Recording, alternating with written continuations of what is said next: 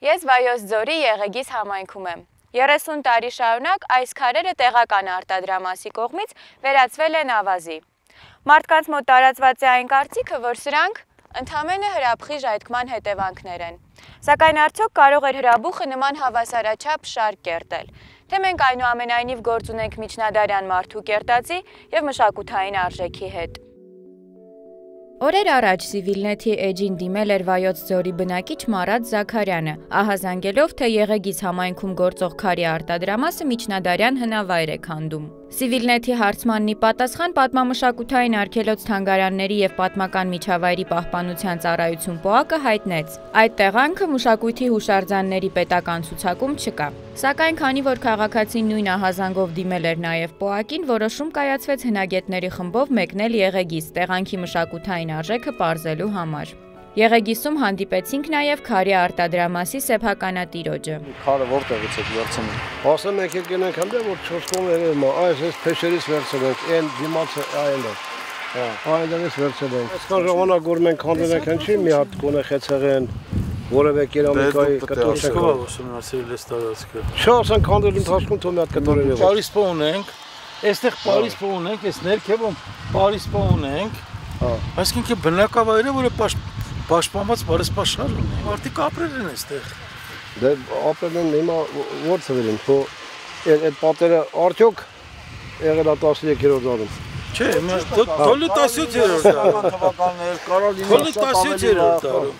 Ինչով հնագիտական չի։ Քարի արտադրամասը այս տեղանքում աշխատելու իրավունք է ստացել դեռևս խորհրդային իշխանության տարիներին, տեղական գործկոմի կողմից։ ՊՕԱԿ-ի ներկայացուցիչների հետ մոտեցանք խնդրահարույց պարիսպներից մեկին։ Վստահորեն նա կարելի ասել, որ մարդը հին մարդը շարել է։ Այդ հատվածը մշակույթ կա։ Դա արդեն բավական է, որ դա համարենք հուշարձան։ Ոչ, բավական չի, որովհետև ժամանակի ընթացքում ինքը մասշտաբային տարածք է, եթե նկատեցիք, ամեն ինչ խառնվել է իրար։ Քննարկենք ինքը քաղաքատեղի կամ բնակատեղի լինելու հանգամանքը, այսինքն դա մեզ ցույց նաև հետևյալ հարցադրումը կպարզաբանի, թե քանի հազար հոգի մարդ կարող այս տարածքում ապրել, կամ քանի 100 հոգի, կամ ինքը ինչ է իրանից ներկայացնում։ Ըստ այդմ անելիքը կանեք։ Խեցու բեկորներ։ Միանշանակ, դե ես վստահ եմ, հենա խեցու բեկորներ էլ կան արդեն։ Այն է։ Այն էլի բեկոր։ Էլի խեցի է։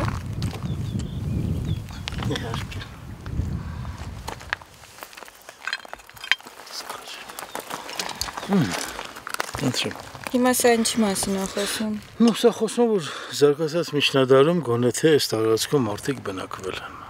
Զարգացած միջնադար ասելով դա։ Մոտավորապես 11-14-րդ դար, 12-14-րդ դարերում այստեղ իսկապես եղել է հզոր բնակատեղի։ Մենք 5 րոպե հավաքեցինք, սա հավաքեցինք, հիմա եթե այստեղ մի օր աշխատենք, կարծում եմ ամբողջական անոթներ կգտնենք, էլի երևի։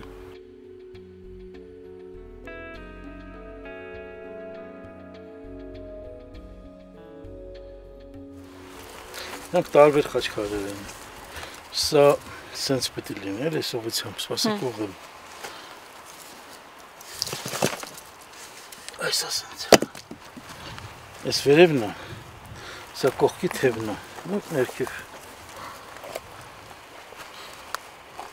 Իսկ սա աշխատանքների հետևանքով է կոտրվել, թե… Չես կարող ասել, դժվար է ասել։ Ժամանակի ընթացքում։ Ասես կարող է ստաց մոնղոլներից։ Թե խորհրդային, թե անկախության տարիներին այս տեղանքը հնավայր չի ճանաչվել։ Արտադրամասին երբևէ չեն արգելել գործունեություն ծավալել։ Իսկ հիմա երբ հաստատի, որ սա հուշարձան է, ու գործունեություն այս կողմում արգելվի, ինչքան կտուժի ձեր արտադրամասը։ Դե ուրիշ տարածք կվերցնենք հիմա։ Պարտությունը վեր է մեր արտադրական գործունեությունից։ Այս տեղանքի ճակատագիրը պարզվելու է հետևյալ ընթացակարգի միջոցով։ ՊՕԱԿ-ը դիմելու է մշակույթի նախարարությանը։ Նախարարության ներկայացուցիչները դիտարկելու են տեղանքը և գնահատական տալու, արդյոք տեղանքը կարելի է ներառել մշակույթի անշարժ հուշարձանների պետական ցուցակում։ Մինչ այդ հնագետները խնդրեցին արտադրամասի սեփականատիրոջը շարված պարիսպներից և դրանց շրջակայքից քարերը ավազի չվերածել։